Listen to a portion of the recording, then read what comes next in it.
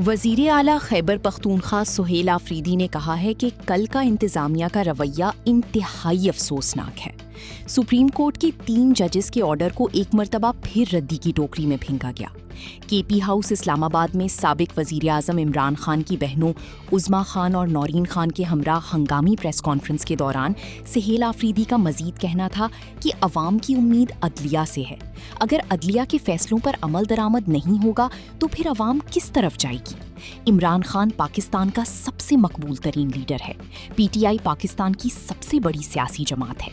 اس ملک میں اتنے مقبول لیڈر کے ساتھ ایسا رویہ روا رکھا جا رہا ہے تو عام پاکستانی کی پھر کیا حیثیت رہ جاتی ہے؟ انہوں نے یہ بھی کہا کہ حکومتی اخلاقی پستی کا بدترین مظاہرہ کر رہی ہے۔ حکومت ہٹ دھرمی دکھا رہی ہے۔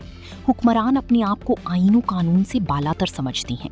حکومت توہین عدالت کی مرتکب ٹھہری ہے۔ سہیل آفریدی نے کہا کہ پاکستان تحریک انصاف حکومت کے خلاف توہین عدالت کا مقدمہ دائر کریں گی۔ جو کل کا رویہ رہا ہے انتظامیہ کا اور حکومت کا، یہ انتہائی افسوسناک ہے۔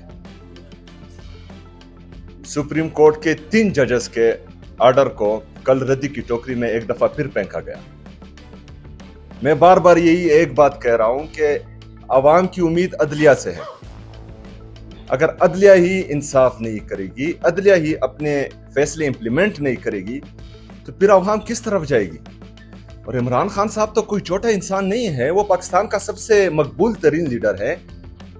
اس کی جماعت پاکستان کی سب سے بڑی سیاسی جماعت ہے۔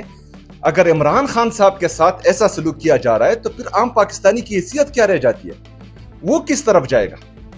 عام پاکستانی اپنے لیے اس پاکستان میں اپنا مستقبل کیسے دیکھے گا کہ عمران خان صاحب کے جیسے انسان کے ساتھ یہ رویہ رکھا جا رہا ہے؟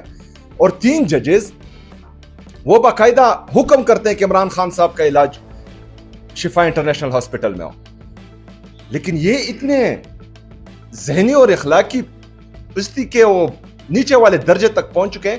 ان 3 ججز کے آرڈر کو ردی کی ٹوکری میں پھینکا ہے۔ اس کا مطلب یہ ہے کہ یہ اشرفیہ جنہوں نے عمران خان صاحب کو اغوا کر کے جیل میں ڈالا ہے، یہ آئین اور قانون سے بالاتر ہے۔ نہ یہ عدلیہ مانتے ہیں، نہ ججز مانتے ہیں، نہ پاکستان کا آئین مانتے ہیں، نہ قانون مانتے ہیں۔